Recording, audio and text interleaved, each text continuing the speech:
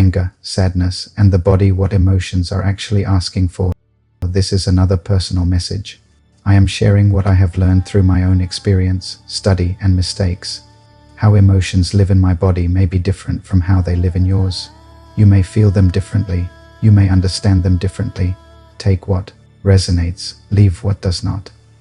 I want to talk to you like I would to a close friend, not to fix you, not to diagnose you, just to share the truth I had to learn the hard way.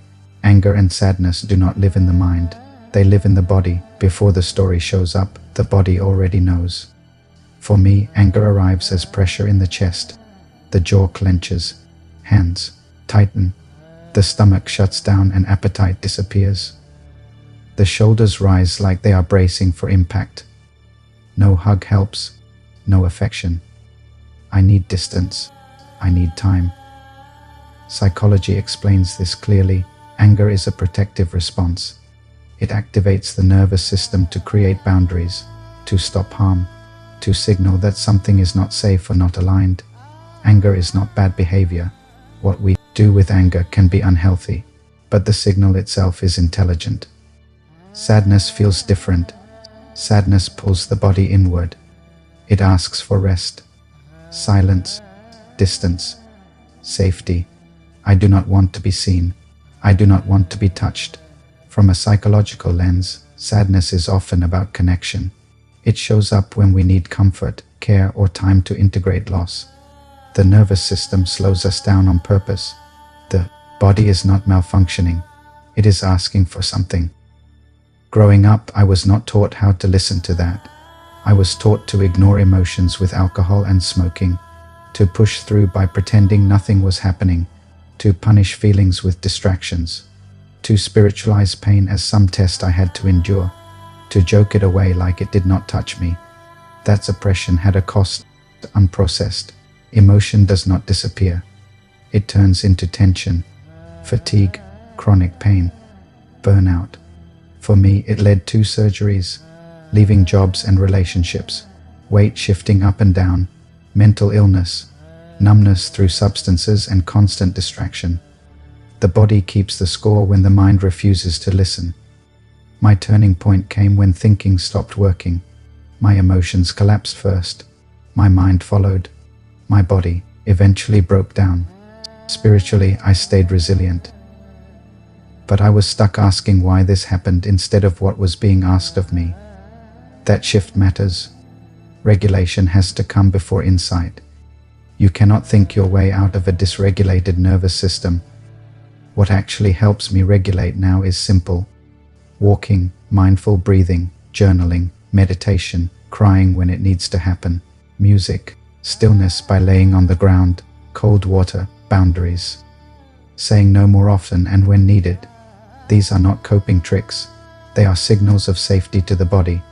And there is something important I need to say clearly. Sometimes friends and family are not the safest place to process anger and sadness. Psychology is very clear on this.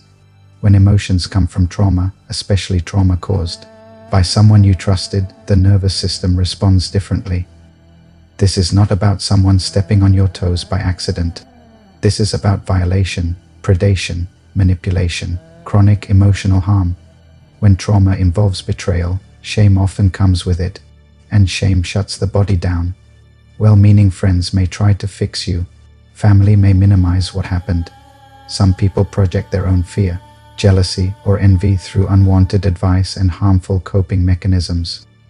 Not always intentionally, but still damaging, that can re-injure you.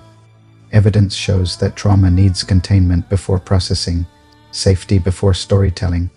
Licensed professionals are trained to hold emotion without personal bias, without needing you to protect them from the truth, without forcing forgiveness, without asking you to explain or justify intentional harm. Talking to a therapist is not weakness, it is discernment. It is choosing a space where your body does not have to perform, where anger can exist without being judged, where sadness does not have to be explained, where shame can loosen without being exposed, especially when the harm came from narcissistic dynamics, predatory behavior, or relational wounds rooted in envy and control. Some wounds do not need more opinions. They need attunement. You are allowed to choose professionals over proximity, support over familiarity, regulation over loyalty. That is not abandonment.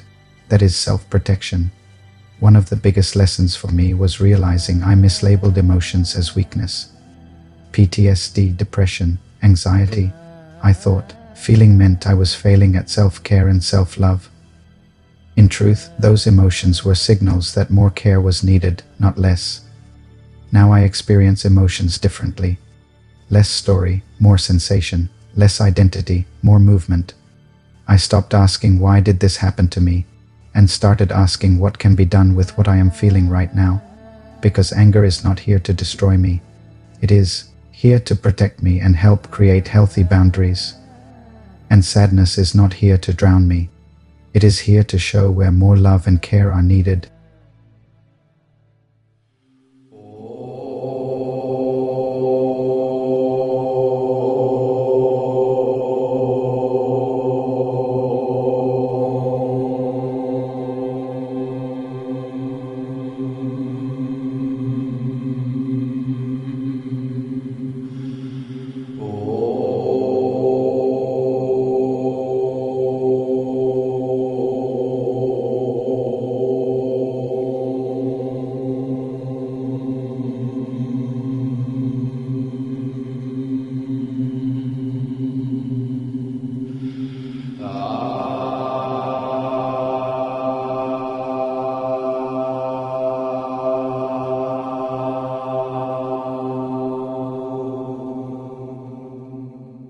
From a spiritual lens, emotions are energy-seeking movement.